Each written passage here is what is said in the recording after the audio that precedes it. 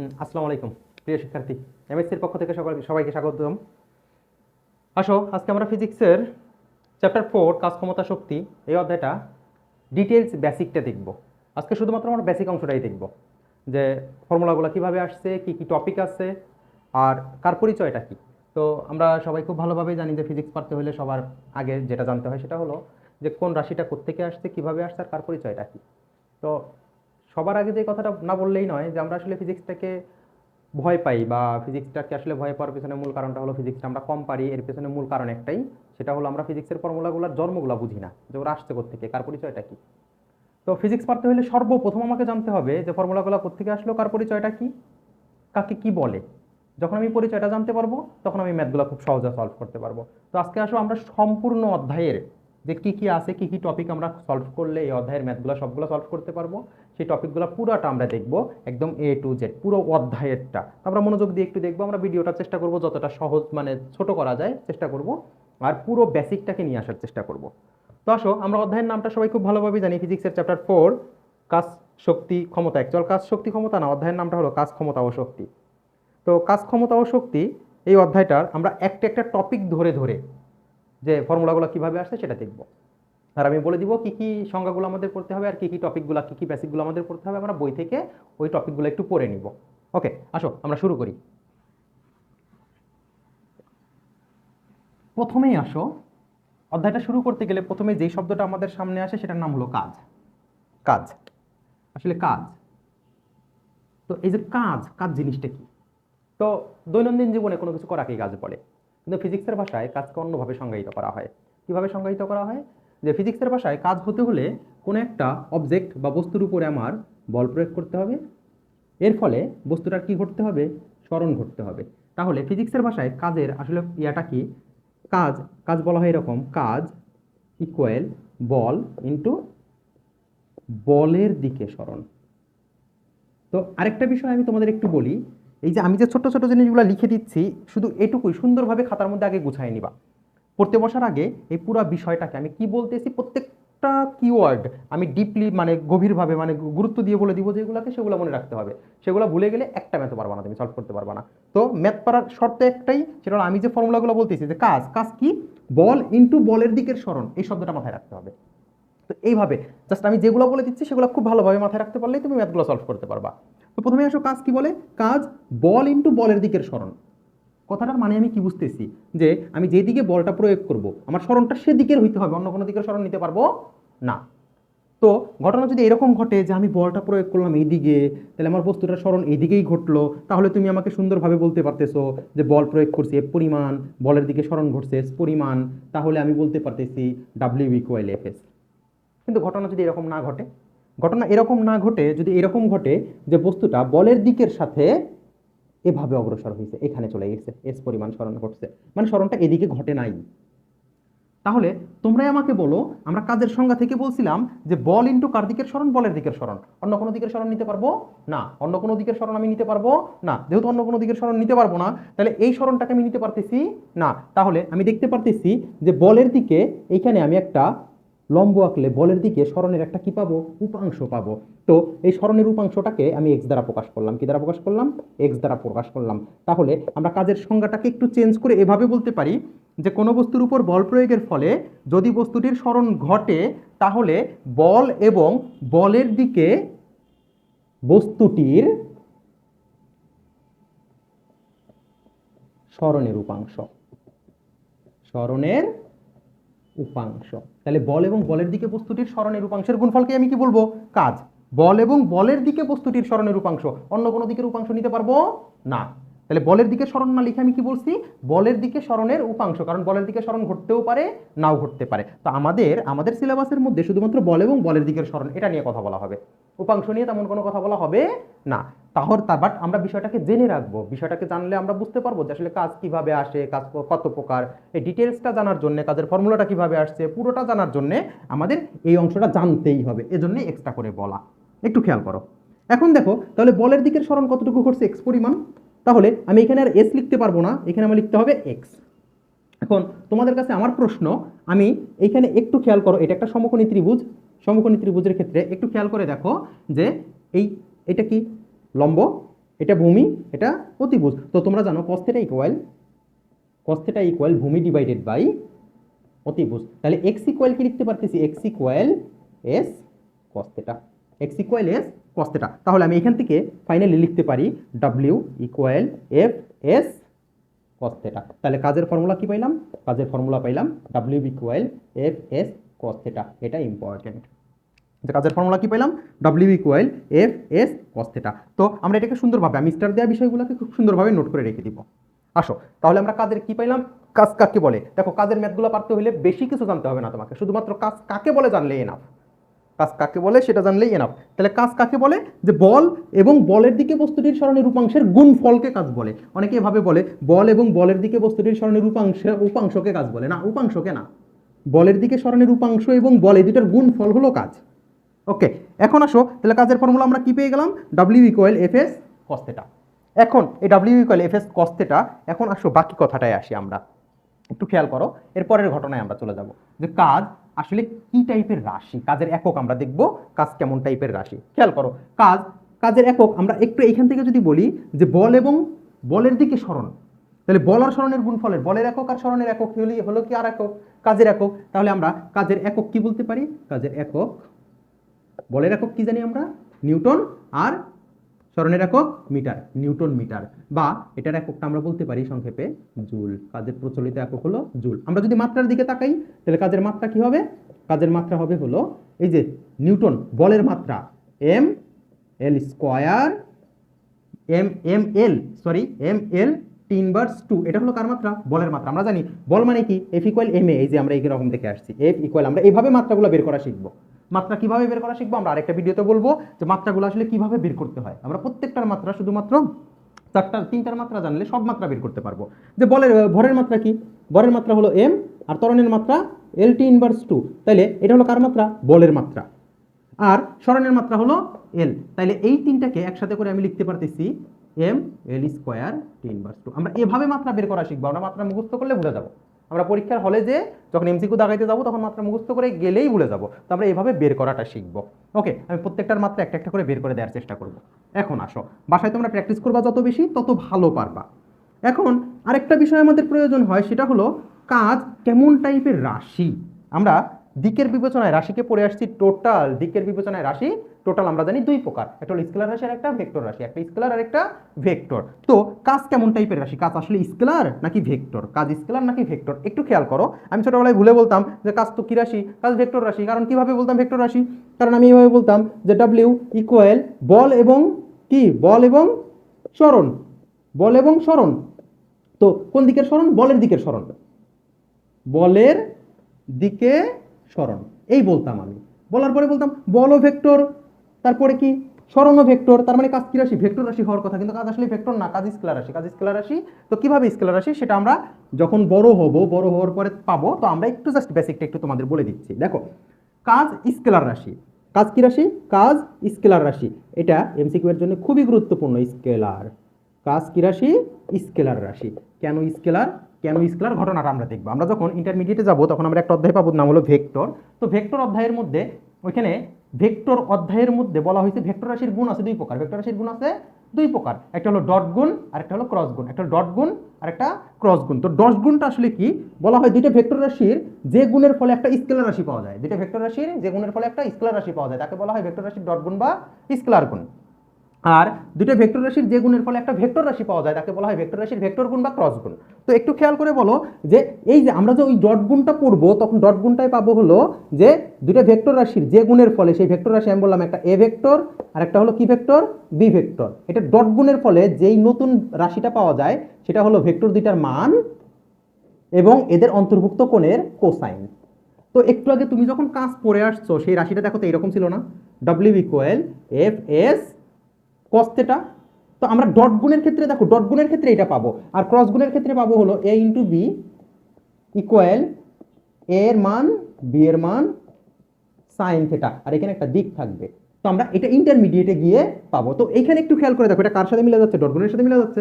তার মানে এখানে আমি এই রাশিটাকে লিখতে পারি এফ ডট এস, অর্থাৎ বল ভেক্টর এবং সরণ ভেক্টরের ডট গুণফল বা স্কেলার গুণফলের মান। তাহলে কাজ কি রাশি, কাজ স্কেলার রাশি আমরা বলতে পারতেছি কিভাবে, যে দুইটা ভেক্টর রাশির কি গুণফল, ডট গুণফল বা স্কেলার গুণফল। তাহলে একটু খেয়াল করে দেখো, এখানে যদি আমি ভেক্টর চিহ্নটা দেই এবং মাঝখানে ডট চিহ্ন দিই, তার মানে এটাকেই মিন করতেছে, এটা একই কথা। তো আমরা অনেক সময় ম্যাথ করতে যে দেখবা আমাদের স্যারেরা, আমরা যখন এই ম্যাথ করতে যে কাজ যখন বের করতে বলে তখন ক্রস গুণ দিয়ে ফেলি, ভুলে ভুলে ক্রস দিয়ে ফেলি, মানে আমি বলি বল আর সরণের গুণফলিত কাজ, এভাবে লিখে ফেলি। তো এভাবে লেখাটা আসলে টোটালি রং, এভাবে লেখা যাবে না, কারণ কাজ ক্রস গুণফল না, কাজ কি গুণফল, ডট গুণফল। তো ডট প্রোডাক্ট, এর জন্য আমরা কাজ কি রাশি, স্কেলার রাশি বা কাজ কি রাশি, স্কেলার রাশি। ওকে, তো আসো কাজ কেমন রাশি সেটা আমরা পেয়ে গেছি, কাজের একক জানি, আমরা মাত্রা জানি, ওকে আমরা সবই জানি, কাজ সম্পর্কে এইটুকু আমরা জানি। এখন আসো কাজের প্রকারভেদটা আমাদের জানতে হবে, কাজ আসলে কত প্রকার, কাজ কত প্রকার। কাজ টোটালি আমাদের বই দেওয়া আছে, কাজ হলো বলের দ্বারা কাজ আর একটা হলো বলের বিরুদ্ধে কাজ। তো মূলত কাজ তিন প্রকার, কাজ কয় প্রকার, তিন প্রকার, বলের দ্বারা কাজ, বলের বিরুদ্ধে কাজ আর একটা কি শূন্য কাজ। তো আমরা তিন প্রকার কাজটাকে একটু দেখবো, তার আগে আমি কাজের ফর্মুলাটা লিখে রাখবো। এই কাজের এই একটা ফর্মুলা খুবই গুরুত্বপূর্ণ, যে W equal F S cos theta. আমি বলছিলাম যে একটা ফর্মুলার আসলে প্রত্যেকের পরিচয় জানাটা সবচেয়ে বেশি গুরুত্বপূর্ণ। এইটা বল, এটা কি বল, আর এই এসটা হলো সরণ, আর এই থিটাটার পরিচয়টা একটু খেয়াল করে দেখো, এই থিটার পরিচয়টা আসলে কোথায় ছিল, একটু এইদিকে চিত্রটার দিকে একটু তাকাও। এই যে বল আর এই যে সরণটা ঘটতেছে এই পাশে, এই যে সরণটা ঘটলো এর মধ্যবর্তী কোণ, তার মানে বল যেদিকে প্রয়োগ করছি আর সরণ যেদিকে ঘটছে, এই যে বলের দিক, এটা বলের দিক আর এটা কার দিক, সরণের দিক, এর মধ্যবর্তী কোণ। তার মানে এই থিটাটা হলো বল ও সরণের মধ্যবর্তী কোণ, বল ও সরণের মধ্যবর্তী কোণ, বল ও সরণের মধ্যবর্তী কোণ। তাহলে আমি W equal F S cos theta দিয়ে ম্যাথ করতে পারবো, সব ম্যাথ সলভ করতে পারবো। ওকে, আমাদের কাজের এই রাশিটা ইম্পর্টেন্ট। আমি বলছিলাম যে প্রত্যেকটা কিওয়ার্ড আমরা মাথায় রাখবো, যে কাকে কি বলা হয় সেটা মাথায় রাখাটা সবচেয়ে বেশি গুরুত্বপূর্ণ, মানে পরিচয় না জানলে আমি ম্যাথ করবো কিভাবে, কাকে কি বলে সেটা জানাটা সবচেয়ে বেশি ইম্পর্টেন্ট। এখন আসো কাজের প্রকারভেদে আমরা চলে যাব। কাজের প্রকারভেদে যাইতে হলে আমরা এইটুকু জানি, এটুকু আমি মুছে ফেলতেছি। একটু খেয়াল করো, কাজের প্রকারভেদে যাওয়ার টাইমে আমরা ওই বলছিলাম কাজ দুই প্রকার, একটা বলের দ্বারা একটা বলের বিরুদ্ধে, কিন্তু মূলত কাজ তিন প্রকার। মূলত কাজ কয় প্রকার, তিন প্রকার, একটা বলের দ্বারা কাজ, একটা বলের বিরুদ্ধে কাজ আর একটা হলো শূন্য কাজ। আমি তোমাদের ব্যাখ্যা করে একটু বলে দিচ্ছি, একটু খেয়াল করে দেখো। আমি বললাম আমার এখানে একটা বস্তু আছে, ওকে, এই বস্তুটার উপরে আমি বল প্রয়োগ করছি। তো বস্তুটার উপরে আমি বল প্রয়োগ করছি, আমি ধরলাম প্রত্যেকটা বল আমি এইদিকে প্রয়োগ করছি, তো বস্তুটার সরণটা এদিকেই ঘটলো, যেদিকে বল প্রয়োগ করছি সেদিকেই ঘটলো। তো তুমি তো খুব খুশি যে হ্যাঁ ঠিক আছে, ওকে বল প্রয়োগ করছি যেদিকে বস্তুর সরণ সেদিকেই ঘটছে, তার মানে তুমি আমাকে বলবা থিটার মান কত ডিগ্রি, তখন তুমি আমাকে বলবা থিটার মান 0 ডিগ্রি। আর থিটার মান যদি 0 ডিগ্রি হয়, তোমাদের যদি আমি জিজ্ঞেস করি cos 0 ডিগ্রির মান কত, তুমি বলবা 1, cos 0 ডিগ্রির মান 1। তার মানে তুমি পাচ্ছ W equal F S into 1, মানে এফ এস বল এবং সরণের গুণফল। দেখো বল এবং বলের দিকের সরণ হয়ে গেছে, উপাংশ পুরাটাই হলো সরণটাই, পুরাটাই উপাংশ হয়ে গেছে। এখন আসো, তখন তুমি কি কাজ পাচ্ছ, ধনাত্মক কাজ পাচ্ছ। এখন তোমাকে যদি আমি জিজ্ঞেস করি, একটু খেয়াল করে দেখো, এভাবে যদি সরণ ঘটতো, ধরো থিটার মান 30 ডিগ্রি, এরকম 30 40 এরকম কিছু একটা, তো তখন তুমি আমাকে বলবা যে হ্যাঁ ঠিক আছে, okay W equal F S cos theta, cos 30 degree, cos 30 ডিগ্রির মান কত, √3/2, এটাও পজিটিভ মান, তার মানে পজিটিভ একটা ভ্যালু আসবে। তার মানে বলের দিকে সরণের উপাংশ থাকলেও সেটা কি ধনাত্মক কাজ হবে। এখন খেয়াল করে বলো, যদি আমি বল প্রয়োগ করলাম যেদিকে, সেদিকে বস্তুটার সরণ না ঘটে, বস্তুটার সরণ ঘটলো এদিক বরাবর, এদিক বরাবর, মানে কত ডিগ্রি কোণ করে সরণ ঘটছে, তুমি আমাকে বললা 90 ডিগ্রি কোণ করে সরণ ঘটছে। দেখো বিপত্তিটা বাদ দে কোথায়, তখন তুমি আমাকে বলবা W equal F S cos 90 degree, cos কত ডিগ্রি, কস 90 ডিগ্রি। আর কস 90 ডিগ্রি বলার সাথে সাথে এই ভ্যালুটা কত হয়ে গেছে, দেখো তো কস 90 ডিগ্রির মান আমরা জানি 0। তার মানে আমি যদি বলি থিটা এর মান যদি কোনো কারণে 90 ডিগ্রি হয়, থিটা এর মান কোনো কারণে যদি 90 ডিগ্রি হয়, তখন ডাব্লিউ 0 হয়ে যায়, ওইটাকে বলা হয় শূন্য কাজ। ওইটাকে কি বলা হয়, শূন্য কাজ। তার মানে আমি একটা সিদ্ধান্তে মোটামুটি চলে আসছি, যে থিটা এর মান যদি 0 ডিগ্রির সমান বা বড় হয় এবং 90 ডিগ্রির চেয়ে ছোট হয়, তখনই কেবলমাত্র তুমি ধনাত্মক কাজ পাচ্ছ। থিটার মান 90 ডিগ্রি হয়ে গেলেই সেটা কি কাজ, শূন্য কাজ। এখন আসো ঋণাত্মক বিপরীত দিকে একটু চিন্তা করি, যে আমি বল প্রয়োগ করলাম এই দিকে, কিন্তু বস্তুটার সরণ ঘটলো ঠিক তার বিপরীত দিকে, ঘটতেই পারে। হ্যাঁ, কিভাবে, আমরা উদাহরণ দিয়েও দেখবো, যে বিপরীত দিকে সরণ ঘটলো, তখন তুমি আমাকে বলো থিটার মান কত ডিগ্রি হবে, থিটার মান এই যে বলের দিকের সাথে কত ডিগ্রি, 180 ডিগ্রি। তাহলে তুমি আমাকে বলো cos 180 ডিগ্রির মান কত, cos 180 ডিগ্রির মান -1, cos 180 ডিগ্রির মান -1। আর যেহেতু -1, তার মানে তুমি এখানে ঋণাত্মক একটা কাজ পাচ্ছ। দেখো মাইনাস, এটা পুরো ভ্যালুটাকে ঋণাত্মক বানায় ফেলতেছে। এখন যদি সরণটা এইভাবে ঘটতো, দেখো বলের বিপরীত দিকের সাথে সরণের উপাংশ আছে, এই যে dot dot dot dot dot, বলের বিপরীত দিকের সাথে সরণের উপাংশ আছে, তুমি বলো এই পুরো ভ্যালুটা কত ডিগ্রি হইতে পারে, 120 ডিগ্রি বা সামথিং, ধরে নিলাম আমি 120 ডিগ্রি। তাহলে 120 ডিগ্রি যদি হয় cos 120 ডিগ্রির মান হলো মাইনাস হাফ, কত মাইনাস হাফ। তার মানে 90 ডিগ্রির উপরে কজের ভ্যালু যখনই আসবে তখনই ওই মানটা মাইনাস হয়ে যাবে। তার মানে আমি এই সিদ্ধান্তে আসতে পারতেছি থিটা এর মান যদি 90 ডিগ্রির চেয়ে বড় হয় এবং 180 ডিগ্রির চেয়ে ছোট হয় তখন যেই কাজটা হবে সেটা হলো ঋণাত্মক কাজ, যে কাজটা হবে ঋণাত্মক কাজ। তার মানে আমি দেখো তিনটা কাজ পাইছি, একটা হলো ধনাত্মক কাজ বলের দ্বারা কাজ বা ধনাত্মক কাজ, আর একটা হলো বলের বিরুদ্ধে কাজ বা ঋণাত্মক কাজ, আর একটা পেলাম কি শূন্য কাজ। তো আমাদের বইয়ে বলা আছে কাজ দুই প্রকার, একটা বলের দ্বারা কাজ, একটা বলের বিরুদ্ধে কাজ, বাট আমরা তিন প্রকারই মাথায় রাখবো, কারণ আমাদের প্রশ্নে আসে, আমাদের স্যারেরা কোশ্চেন করে বসেন যে শূন্য কাজ বলতে কি বুঝো। তাহলে আমরা দেখো প্রত্যেকটা সংজ্ঞা সুন্দরভাবে লিখতে পারবো বা প্রত্যেকটা কথা আমরা মাথায় রাখতে পারবো যে কোনো বস্তুর উপর বল প্রয়োগের ফলে যদি বস্তুটার বলের দিকে সরণ ঘটে অথবা বলের দিকে বস্তুটির সরণের রূপাংশ থাকে তাহলে সেই বলের দ্বারা কাজ হলো ধনাত্মক কাজ। বিপরীত ক্রমে দেখো কোনো বস্তুর উপর বল প্রয়োগের ফলে যদি বস্তুটার বলের বিপরীত দিকে সরণ ঘটে অথবা বলের বিপরীত দিকে সরণের রূপাংশ থাকে তাহলে সেই বলের দ্বারা কাজকে বলবো আমরা ঋণাত্মক কাজ। আর শূন্য কাজটা কি? কোনো বস্তুর উপরে বল প্রয়োগের ফলে যদি বস্তুটার বলের দিকের সাথে সমকোণে অগ্রসর হয়, দেখো বল প্রয়োগ করতে সেই দিকে, বস্তুটা যাচ্ছে কোন দিকে? এই দিকে। এখন আসো আমরা প্রত্যেকটার উদাহরণ দিয়ে বোঝার চেষ্টা করব। ধরো এই বস্তুটাকে আমি অভিকর্ষজ বলের প্রভাবে পড়তে দিলাম, তাহলে অভিকর্ষজ বলটা কাজ করতেছে কোন দিকে? খাড়া নিচের দিকে, ভূকেন্দ্রের দিকে। এখন আসো বস্তুটা যাচ্ছে ওই দিকে, তাহলে অভিকর্ষজ বলের দ্বারা কি তো কাজ? ধনাত্মক কাজ। অনুরূপভাবে আমি যদি বলি এই বস্তুটাকে খাড়া উপরের দিকে নিক্ষেপ করলাম, এখানে কেমন টাইপের কাজ হয়? তোমরা অনেকেই বলবা যে এখানে দুই টাইপের কাজ হইতে পারে। কেমন দুই টাইপের কাজ হইতে পারে একটু খেয়াল করে দেখো। এই বস্তুটার উপরে আমি বল প্রয়োগ করতেছি কোন দিকে? খাড়া উপরের দিকে। তাহলে আমি যেদিকে বল প্রয়োগ করতেছি বস্তু যাচ্ছে সেই দিকেই, তাহলে আমি যেদিকে বল প্রয়োগ করলাম বস্তু সেদিকেই যাচ্ছে, তাহলে আমার বলের দ্বারা কি কাজ হবে? ধনাত্মক কাজ। কিন্তু এই বস্তুর উপরে অভিকর্ষজ বল কাজ করতেছে কোন দিকে? নিচের দিকে, তাহলে ও যাচ্ছে কোন দিকে? উপরের দিকে। তাহলে অভিকর্ষজ বলের দ্বারা এই বস্তুটাকে নিক্ষেপ করা হইলে কি কাজ হয়? ঋণাত্মক কাজ। ঋণাত্মক কাজের আরো একটা উদাহরণ দেখো। ধরো কোনো একটা তলের উপরে কোনো একটা বস্তু এভাবে চলতেছে, আমরা জানি দুইটা বস্তুর তলের মধ্যবর্তী স্থানে মানে এইখানে একটা ঘর্ষণের সৃষ্টি হয়, ঘর্ষণ বলটা। আর ঘর্ষণ বলটা কাজ করে বস্তুর গতির বিপরীত দিকে। তো খেয়াল করে দেখো বস্তুর ঘর্ষণ বলটা কাজ করতেছে যেদিকে, বস্তু সরণ ঘটতেছে তার বিপরীত দিকে, সেটার মান 180 ডিগ্রি। তার মানে আমি বলতে পারি ঘর্ষণ বলের দ্বারা কৃত কাজ ঋণাত্মক কাজ। ঘর্ষণ বল এইদিকে কাজ করতেছে কিন্তু বস্তু যাচ্ছে ওইদিকে, ওকে? তাহলে বলের বিপরীত দিকে কাজ করতেছে, তার মানে ঋণাত্মক কাজ হচ্ছে। আর শূন্য কাজটা কি? ধরো আমি কোনো একটা আলুর বস্তা মাথায় করে নিয়ে ঘুরে বেড়াচ্ছি, এই যে আলুর বস্তা আমি মাথায় নিয়ে সোজা ভূমির সমান্তরালে হেঁটে যাচ্ছি, সারাদিন ধরে হাঁটলাম, সারাদিন ধরে যে হাঁটলাম আমি বলটা প্রয়োগ করতেছি কোন দিকে? ঠিক খাড়া উপরের দিকে, খাড়া উপরের দিকে, এভাবে খাড়া উপরের দিকে বলটা প্রয়োগ করতেছি। আর আমি হাঁটতেছি কোন দিকে? এই যে আমি এখানে এই আলুর বস্তাটা মাথায় নিয়ে যখন হাঁটতেছি তখন খাড়া উপরের দিকে বল প্রয়োগ করতেছি আর হাঁটতেছি ঠিক ভূমির সমান্তরালে, হাঁটতেছি ঠিক ভূমির সমান্তরালে। মধ্যবর্তী কোণ কত ডিগ্রি? তুমি বলতেছো থিটা এর মান 90 ডিগ্রি, আর থিটা এর মান 90 ডিগ্রি হলে আমি সারা দিন ধরেও যদি আলুর বস্তা মাথায় নিয়ে হাঁটি আমি কোনো প্রকার কাজ করতেছি না। তাহলে টোটালি একটু খেয়াল করে দেখো, কাজ কাজ কাকে বলে? কাজের মূল সংজ্ঞাটা যে বল এবং বলের দিকে সরণের রূপাংশের গুণফলকে কাজ বলা হয়, কাজের ফর্মুলাটা এইটা যদি আমি জানতে পারি আমি বাকি সব কিছু জানি। এর পরবর্তীতে আমরা ইন্টারমিডিয়েটে গিয়ে আরও কিছু কাজ পাবো, যে বলের কি বলে পরিবর্তনশীল বলের দ্বারা কাজ, ধ্রুব বলের দ্বারা কাজ। তো আমাদের পরিবর্তনশীল বলের দ্বারা কাজ এখানে নাই, আমাদের সিলেবাসের অন্তর্ভুক্ত না, আমাদের শুধুমাত্র ধ্রুব বলের দ্বারা কাজটা লাগে। তো আমরা ধ্রুব বলের দ্বারা কাজটা কমপ্লিট করে ফেলছি। তো কাজ এইটুকু যদি তুমি জানো তাহলে তুমি এই রিলেটেড ম্যাথগুলো সব সলভ করতে পারবা। তো আসো কাজের পরে যেই ঘটনাটা আমাদের লাগবে সেটা হলো ক্ষমতা। আসো আমরা বেসিকগুলো আগে ভালোভাবে বোঝার চেষ্টা করি। ক্ষমতা, ক্ষমতা কাকে বলে একটু খেয়াল করো। দেখো তোমরা সংজ্ঞাগুলো জানলে ফিজিক্স পড়ার আরেকটা শর্ত হলো তোমাকে সংজ্ঞাটা বুঝে পারতে হবে।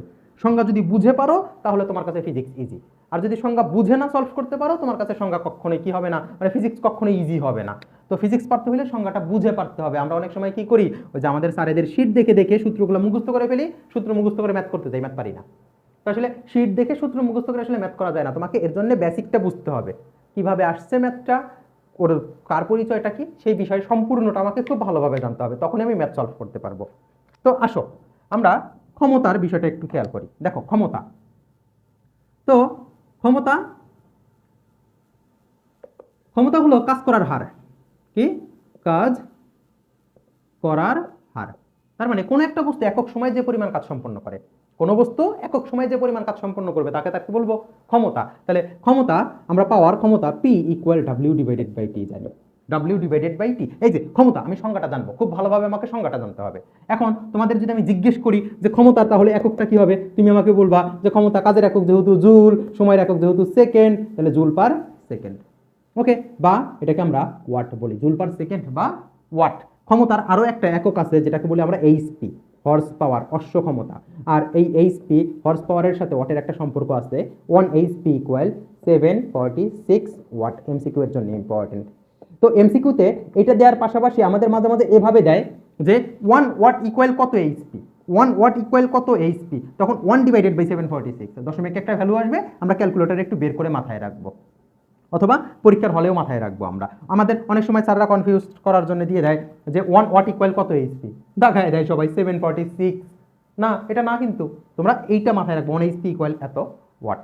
আসো মাত্রার দিকে যদি আমরা যাই, আমরা মাত্রা জানি, কাজের মাত্রা একটু আগে আমরা দেখে আসছি M L square T inverse 2, আর এই যে সময়ের মাত্রা দ্বারা ভাগ করতে হবে, সেই সময়ের মাত্রা টি ইনভার্স 1, তার মানে আমি ফাইনালি লিখতে পারি টি ইনভার্স 3।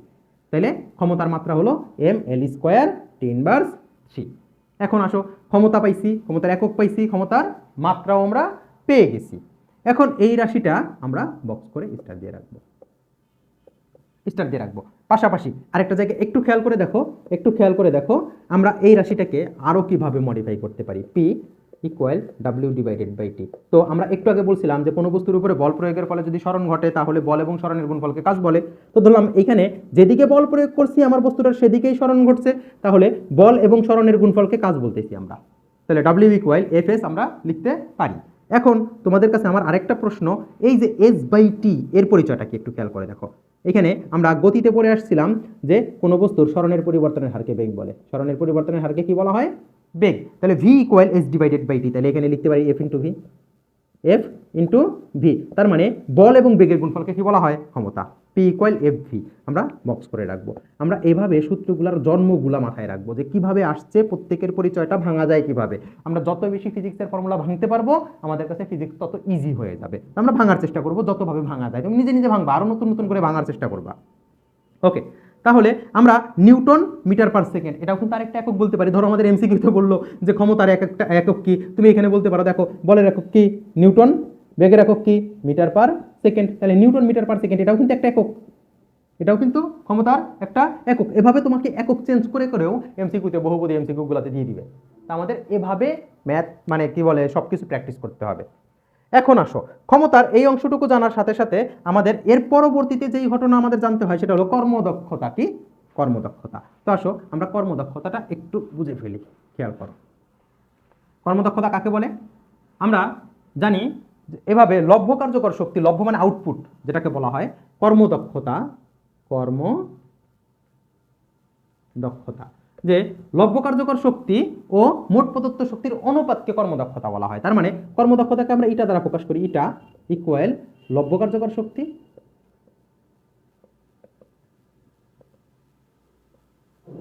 ডিভাইডেড বাই মোট প্রদত্ত শক্তি, মোট প্রদত্ত শক্তি। তাহলে লব্ধ কার্যকর শক্তি ও মোট প্রদত্ত শক্তির অনুপাতকে কি বলা হয়? কর্মদক্ষতা। তাহলে এটাকে শতকরায় প্রকাশ করা হয়। আমরা সংজ্ঞাটা এইভাবে লিখে রাখবো যে কোনো বস্তুর লব্ধ কার্যকর শক্তি ও মোট প্রদত্ত শক্তির অনুপাতকে কর্মদক্ষতা বলে, কর্মদক্ষতাকে শতকরায় প্রকাশ করা হয়। এখন আসো, তার মানে এটা হলো আউটপুট যেটা আমি লাভ করতেছি, প্রাপ্ত, আর এটা হলো ইনপুট, পাম্পের ক্ষমতা বা মোটরের ক্ষমতা যেটাই বলো না কেন। তাহলে আমি বলতে পারি যে ডাব্লিউ আউটপুট আমরা ডাব্লিউ প্রাইম বললাম ডিভাইডেড বাই ডাব্লিউ ইন্টু 100%। তুমি বলতে পারো W output divided by W input, আমি W prime divided by W এভাবে দিলাম, একই কথা। এখন আসো, আমি দুজনকেই যদি সময় দ্বারা ভাগ করে দিই, ডাব্লিউ প্রাইমকেও সময় দ্বারা ভাগ করে দিলাম, ডাব্লিউকেও সময় দ্বারা ভাগ করে দিলাম, ইন্টু 100% লিখে দিলাম, তুমি আমাকে বলো যে এই রাশিটার কোনো পরিবর্তন মানে সমস্যা আছে কিনা। আমার বিশ্বাস তোমরা সবাই বুঝতে পারছো যে একই রাশি দ্বারা উপরে নিচে সবাইকে ভাগ করে দিলে মানের কোনো পরিবর্তন হয় না। তো এখন আসো, এই W prime divided by T, W divided by T আমরা একটু আগে দেখে আসছি যে P equal W divided by T, তার মানে কাজ করার হারকে ক্ষমতা বলা হয়, আমরা দেখে আসছি। তাহলে এখান থেকে বলো আমি লিখতে পারি P prime divided by P into 100%। তার মানে তুমি একটা সিদ্ধান্তে এখন নিজে থেকেই আসতে পারতেছো যে লব্ধ কার্যকর ক্ষমতা ও মোট প্রদত্ত ক্ষমতার অনুপাতকে কর্মদক্ষতা বলা হয়। লব্ধ কার্যকর ক্ষমতা ও মোট প্রদত্ত ক্ষমতার অনুপাতকে কি বলা হয়? কর্মদক্ষতা বলা হয়। তাহলে এটা আউটপুট, পি আউটপুট, আর এটা কত? P input. উপরে আউটপুট নিচে ইনপুট, আমরা কিন্তু এটা গোলায় ফেলি, মাথায় রাখবা। উপরে আউটপুট নিচে ইনপুট, উপরে লাভ করতেছি লব্ধ আর নিচে ইনপুট, ওকে, প্রদত্ত যেটাকে বলা হয় আর কি। এখন আসো, এখানে আমি আরেকটা জিনিস একটু লিখে রাখবো, তো তোমরা একটু লিখে রাখবা, এটা তুমি একটু পরেই পাবা। ওই যে পি আউটপুট, পি ইকুয়াল তুমি পাইছিলা ডাব্লিউ ডিভাইডেড বাই টি, এটা আউটপুট, আর এই ডাব্লিউবি কয়েল আমরা আরেকটা জিনিস জানি, এমজিএইচ ডিভাইডেড বাই টি। তো এখানে আমরা আরও কিছু ম্যাথ করতে গেলে আরও কিছু জায়গা লাগবে, আরও ছোটো ছোটো জিনিস লাগবে, আমি সেইগুলো একটু একটু করে তোমাদের দেখাই দিচ্ছি। আসো, তো আমরা এইটাও একটু পাশে লিখে রাখবো, এই আমাকে হেল্প করবে বিভিন্ন ম্যাথ করতে। তো আমরা বেসিক এইটুকু একটু মাথায় রাখবো। তো ম্যাথ করতে গেলে আরও একটা শব্দ লাগবে যেটাকে ঘনত্ব বলা হয়, আমরা চ্যাপ্টার 5-এ পড়বো। তো ওটাকেও আমরা এখানে নিয়ে আসবো যে ঘনত্ব কাকে বলা হয়। তো ঘনত্বের রাশিটাও আমরা নিয়ে আসবো, যখন ম্যাথ সলভ করবো তখন ম্যাথের সাথে ওইটা আমি সলভ করে দিব যে ঘনত্ব কাকে বলা হয়। ঘনত্বের সাথে যে আমাদের কূপের ম্যাথগুলো আসে, যে ম্যাথগুলো বিখ্যাত, প্রতি বছরই পরীক্ষায় এসে থাকে। তো ওই ম্যাথগুলো যখন বোর্ড কোশ্চেনগুলো যখন সলভ করবো বোর্ড কোশ্চেনের সাথে সাথে, তখন আমি এই যে কূপের গভীরতার ম্যাথ করতে গেলে এই এমটা আমাদের প্রয়োজন হয়। মানে কূপের গভীরতা বলতেছি, মানে কূপের কি পরিমাণ পানি আছে, পানির ভর আমাদের দেয়া থাকে না, যখন না দেওয়া থাকে তখন বের করে নিতে হয়। তো বের করে নেওয়ার জন্য আমাদের ঘনত্বের প্রয়োজন হয়। ঘনত্ব কাকে বলে সেই জিনিসটা আমরা অনেকেই হয়তো বা এতদিনে জানি যে ঘনত্ব কাকে বলা হয়। কোনো বস্তুর একক আয়তনের ভরকে তার উপাদানের ঘনত্ব বলে। তোমরা জানো যে ঘনত্বটা, আমি একটু জাস্ট এখানে দেখো, একটু হালকা করে দেখায় রাখি। ঘনত্ব হলো একক আয়তনের ভর। তাহলে ভি আয়তনের ভর যদি এম হয়, একক আয়তনের ভর কত হবে? M divided by V. এটাকে বলা হয় ঘনত্ব, rho equal M divided by V. আমরা এটা একটু সাইডে লিখে রাখবো, যার এককটা কি হবে বলো তো? কেজি পার ঘনমিটার। আর মাত্রা কি বলো? এম এল ইনভার্স 3, কারণ আয়তনের একক কি? এল কিউব। তাহলে এম এল ইনভার্স 3। তো আমরা এই ঘটনাটুকু একটু ভালোভাবে আমরা এটুকু একটু মাথার মধ্যে গেঁথে রাখবো। তাহলে দেখো, আমরা দুটো টপিক অলরেডি করে ফেলছি। কি? কাজের প্রকারভেদ, কাজ কত রকম হইতে পারে সেটা জানি। পাশাপাশি আমরা আরেকটা জিনিস দেখে ফেলছি, সেটা হলো ক্ষমতা দেখে ফেলছি। ক্ষমতার সাথে সাথে আমরা কর্মদক্ষতাটাও কমপ্লিট করে ফেলছি। তো আমাদের শুধুমাত্র ম্যাথ করাটা বাকি, আমরা ম্যাথ করব এর পরবর্তী লেকচারে। ওকে, আসো আজকে আমরা বেসিক পুরোটা কমপ্লিট করি। তো আরেকটা জিনিস আমাদের শেষের টপিকে ছিল, মানে শেষের ইয়াতে ছিল, আরেকটা শব্দ ছিল যার নাম হলো শক্তি। তো আমরা শক্তিটা একটু কমপ্লিট করবো। একটু খুব ভালোভাবে খেয়াল করে দেখো, শক্তিটা করলে আমাদের এই অধ্যায়টা মোটামুটি গুছালো হয়ে যাবে। বেসিকটা অধ্যায়ের মধ্যে আসলে অনেক বড় একটা অধ্যায়, কিন্তু অনেক ইম্পর্টেন্ট একটা অধ্যায়। প্রতি বছর এই অধ্যায় থেকে প্রশ্ন আসে। তো ভেতরে আরও কিছু জিনিস আছে, যে নবায়নযোগ্য শক্তি, অনবায়নযোগ্য শক্তি, এই বিষয়গুলা, বায়োমাস, বায়োফুয়েল, এই বিষয়গুলো আমরা একটু খুব ভালোভাবে বই থেকে রিডিং করে নিব। আর কোনো জায়গায় যদি কোনো কিছু বুঝতে হয়, সমস্যা হয়, তাহলে কমেন্টসের মাধ্যমে আমরা জানাবো। আমি ওই টপিকগুলো অবশ্যই সলভ করাই দিব। তো আসো, শক্তির ঘটনাটা আমরা একটু দেখি। তো শক্তিটা কি? আমি একটু এখান থেকে লিখি, দেখো। শক্তির হলো কাজ করার সামর্থ্য।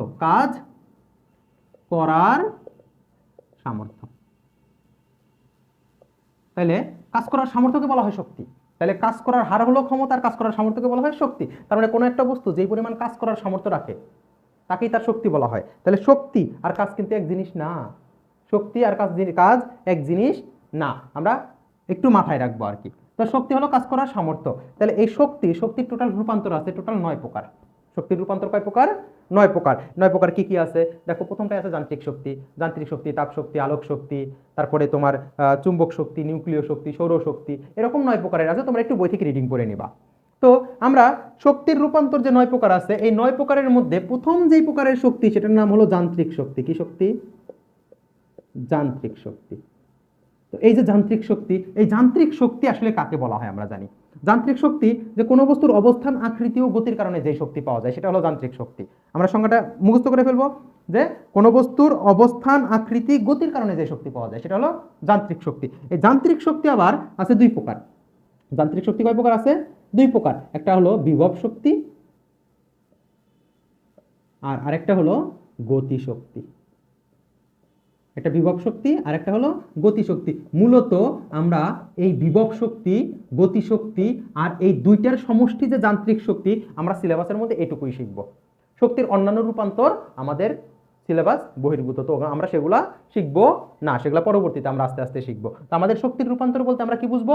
যে বিভব শক্তি হবে যান্ত্রিক শক্তি, যান্ত্রিক শক্তি হবে বিভব শক্তি, আর এই দুইটার যোগফল হবে কি?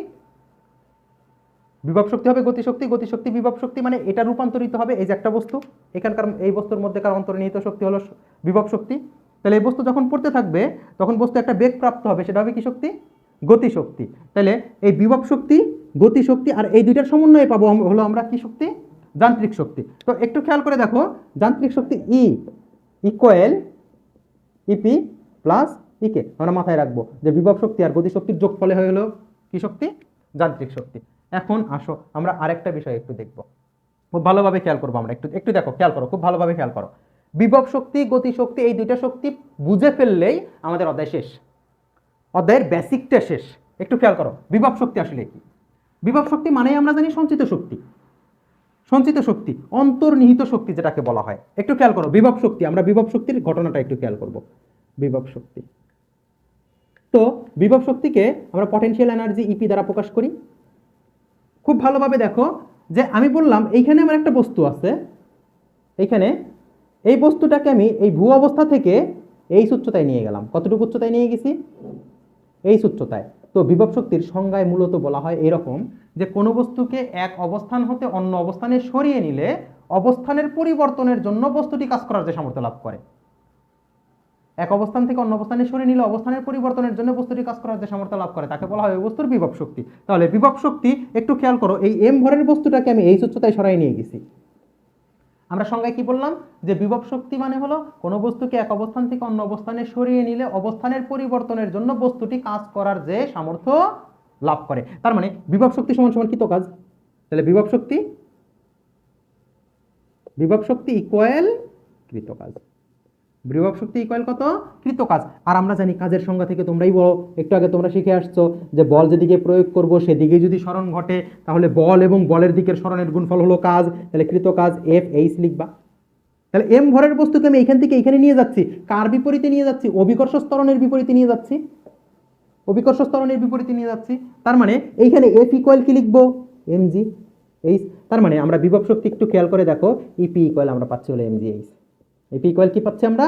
M G H. তাহলে বিভব শক্তি EP equal M G H. এই এইচটা কি ভূমি থেকে কতটুকু উচ্চতায় নিয়ে গেছি সেটা আমরা সমীকরণটা মাথায় রাখবো। আর আমরা জানি সকল শক্তির একক জুল, সকল শক্তির একক জুল। শক্তি কাজের একক জুল, সকল শক্তির একক জুল। কাজের মাত্রা, শক্তির মাত্রা, কাজের মাত্রা, বিভব শক্তির মাত্রা। আমাকে যদি বলা হয় বিভব শক্তির একক কি? জুল। শক্তির একক কি? জুল। শক্তির মাত্রা কি? ওই যে কাজের মাত্রা। ওকে, মানে কাজ আর শক্তি একই জিনিস, কাজ আর শক্তি একই জিনিস। আমি যদি বলি গতিশক্তির একক কি? তুমি বলবা জুল। গতিশক্তির মাত্রা কি? কাজের মাত্রা। ওকে, আমরা একটু ভালোভাবে মাথায় রাখবো। এখন আসো আরেকটা বিষয় খুবই গুরুত্বপূর্ণ, খুব ভালোভাবে খেয়াল করবা। এই যে বিভব শক্তি বা সঞ্চিত শক্তি, সেটা যদি আমরা বলি, আমাদের আরেকটা টপিক আছে যেটা হলো স্প্রিং এর সঞ্চিত শক্তি। ধরো আমি এইখানে এই সঞ্চিত শক্তি বা বিভব শক্তি আমরা ক্লিয়ার করে ফেলছি। এখন আসো স্প্রিং এর, ওইটাই আমরা চিন্তা করবো। একটু খেয়াল করো, দেখো বললাম যে আমি এইখানে একটা স্প্রিংকে এরকম আমি রেখে দিছি। এটা তো এটার মধ্যে কোনো সঞ্চিত শক্তি নাই। তো এখন খেয়াল করো, এটাকে যদি আমি এরকম টেনে এখানে নিয়ে আসি, একটা ভার ঝুলাই দিছি, তাহলে এই স্প্রিংটা সাম্য অবস্থায় যেতে চাইবে, মানে পূর্বের অবস্থায় ফিরে যেতে চাইবে। তার মানে যখন আমি এই ভারটাকে সরাই ফেলবো তখন ও আগের অবস্থায় যাবে, স্মরণ ঘটবে, ওর তার মানে কাজ করবে। আবার যদি আমি সংকুচিতও করে ফেলতাম, এরকম সংকুচিত করে ফেলতাম, তখনও যদি আমি সংকুচিত করে ফেলছি বল প্রয়োগ করে, তখনও কি করতে চাইবে? আবার আগের অবস্থায় ফিরে আসতে চাইবে। তার মানে ওর নিজের মধ্যে একটা কাজ করার সামর্থ্য লাভ করছে। তার মানে ওর মধ্যে কিছু পরিমাণ শক্তি জমা হয়েছে, সেটাকে বলা হয় স্থিতিশক্তি বা সঞ্চিত শক্তি বলা হয়। তো এর জন্য আমরা একটু খেয়াল করো, আমি ধরলাম এই স্প্রিংটাকে একটা সরণ ঘটাইছি এক্স পরিমাণ, আমি যত বেশি সরণ ঘটাবো এর মধ্যে তত বেশি শক্তি জমা হবে। তখন ওর মধ্যে একটা প্রত্যয়নী বলের উদ্ভব হয়, যেটা আমরা পরবর্তী শ্রেণীতে শিখবো। তো আমি শুধুমাত্র ফর্মুলাটা কিভাবে আসতেছে সেটা দেখবো। আমরা কোনো এক টাইমে যদি সুযোগ পাই আমি ডিটেলসটা নিয়ে এটা আলোচনা করে দিব, যে এই এফ ইকুয়াল কে এক্স মাইনাস কে এক্সটা কীভাবে আসতেছে। এটা অ্যাকচুয়াল দোলকের ওইখান থেকে আমরা ইন্টারমিডিয়েটের একটা অধ্যায় আছে পর্যায়ভিত্তিক গতি, ওই অধ্যায়টা যখন করব তখন এই রাশিটা কিভাবে আসছে সেটা আমরা দেখতে পাবো। দোলন গতির সংজ্ঞা থেকে, স্পন্দন গতি বা দোলন গতির সংজ্ঞা থেকে, সেইখান থেকে আমরা এটা পাবো। তো এফ ইকুয়াল মাইনাস কে এক্স। আর আমরা আরেকটা জিনিস পাবো, স্প্রিংয়ের মধ্যেকার সঞ্চিত শক্তি, সেই সঞ্চিত শক্তি ইউ, সঞ্চিত শক্তিকে আমরা ইউ দ্বারা প্রকাশ করব, U equal half of K X square, এই রাশিটা পাবো। তো এই যে সঞ্চিত শক্তি, এই শক্তির একক জুল, মাত্রা, কাজের মাত্রা।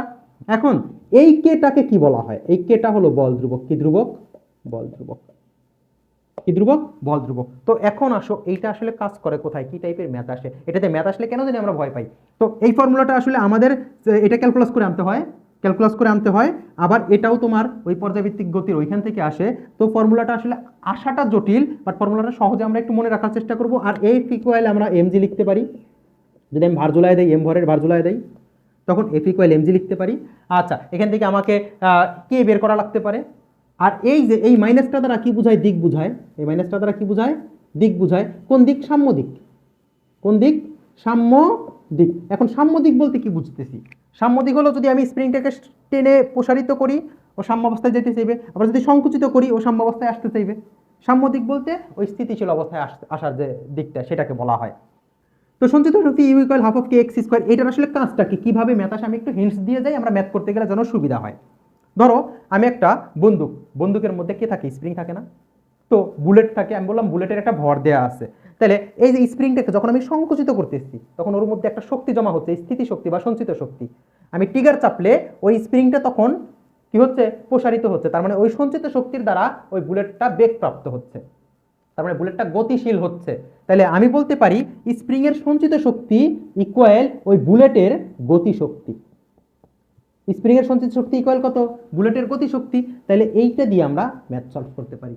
তাহলে ইউ ইকুয়াল তুমি একটু আগে খেয়াল করে দেখো half of K X square, আর এই যে ই কে ইকুয়াল তুমি জানো হাফ এম ভি স্কোয়ার, এটা বুলেটের ভর। তো এইখানে এই স্প্রিং এর সঞ্চিত শক্তি বের করতে পারলেই ওই স্প্রিং এর সমস্ত সঞ্চিত শক্তি কোন শক্তিতে রূপান্তরিত হয়, গতিশক্তিতে রূপান্তরিত হয়।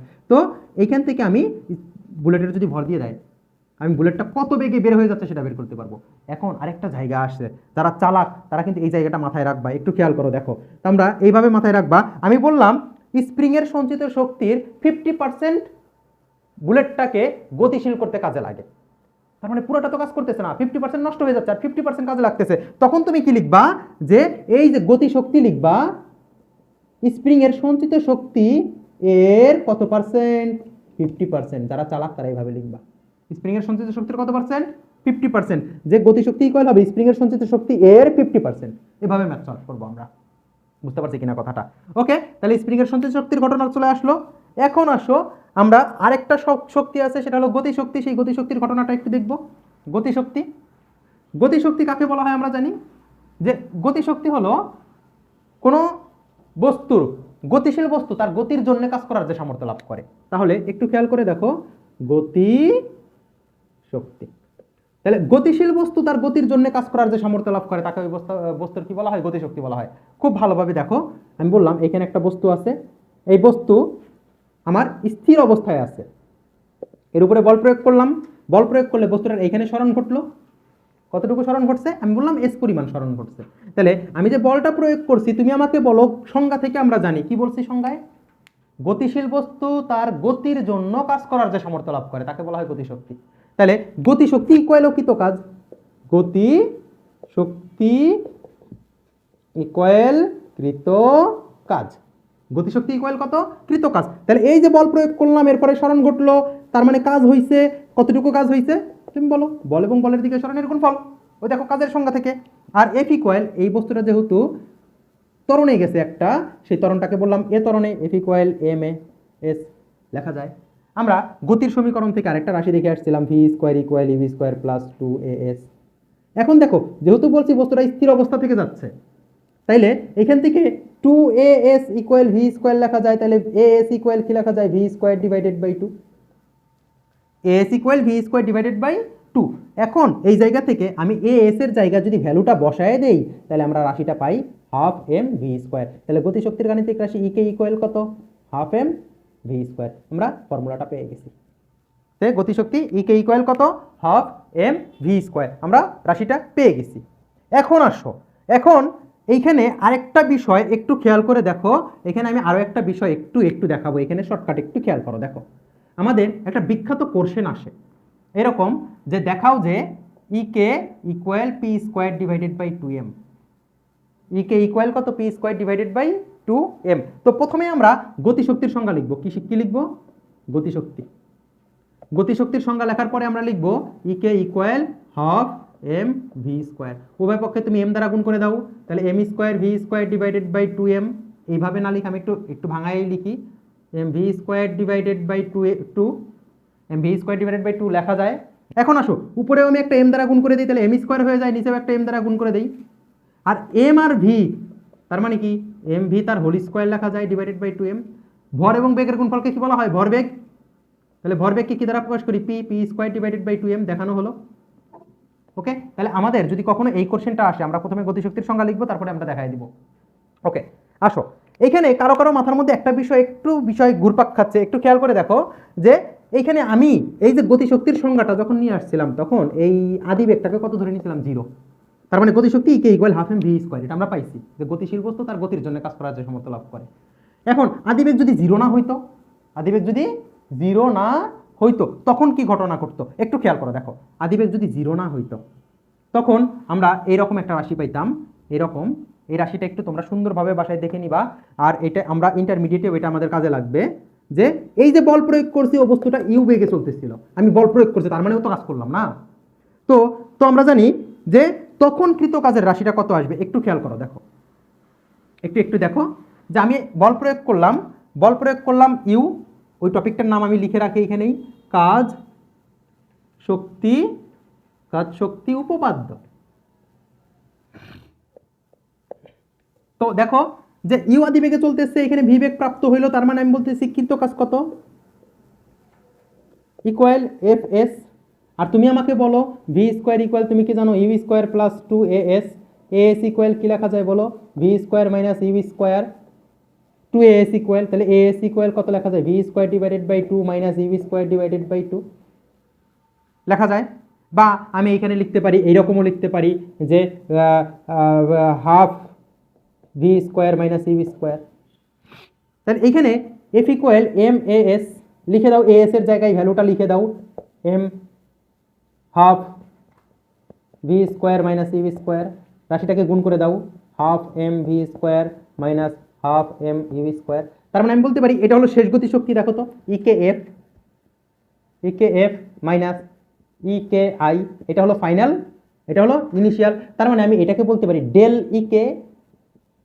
ইকে গতিশক্তির পরিবর্তন। তো আমাদের ইন্টারমিডিয়েটে একটা টপিক আছে, তোমাদের বইয়েও আছে এটা, যে কাজ শক্তি উপপাদ্য।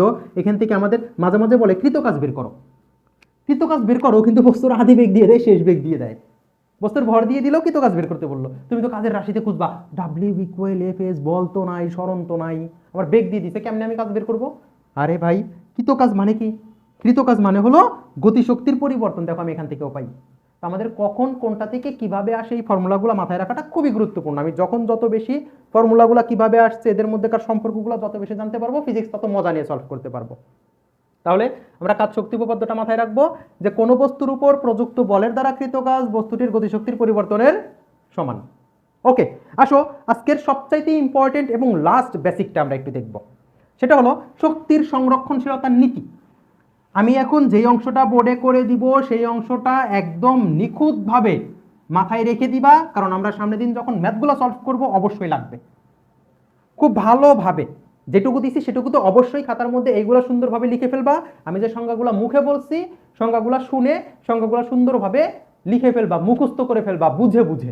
ওকে, আর আমি ডিটেলসগুলো তো বোর্ডের মধ্যে করাই দিছি, সব কিছু একদম নোটেড করে ফেলবা, খাতায় বানায় ফেলবা।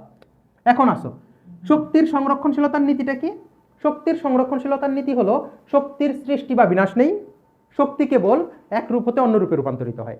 শক্তির সৃষ্টি বা বিনাশ নেই, শক্তি কেবল এক রূপ হতে অন্য রূপে রূপান্তরিত হয়। এই মহাবিশ্বের মোট শক্তির পরিমাণ নির্দিষ্ট ও অপরিবর্তনীয়। খুব ভালোভাবে খেয়াল করে দেখো, তার মানে শক্তি, আমরা শক্তি বলতে কোন শক্তিকে বুঝে আসছি একটু আগে বলে আসছিলাম, যান্ত্রিক শক্তি। কি শক্তি? যান্ত্রিক শক্তি। আর যান্ত্রিক শক্তি মানে হলো বিভব শক্তি আর গতিশক্তির যোগফল।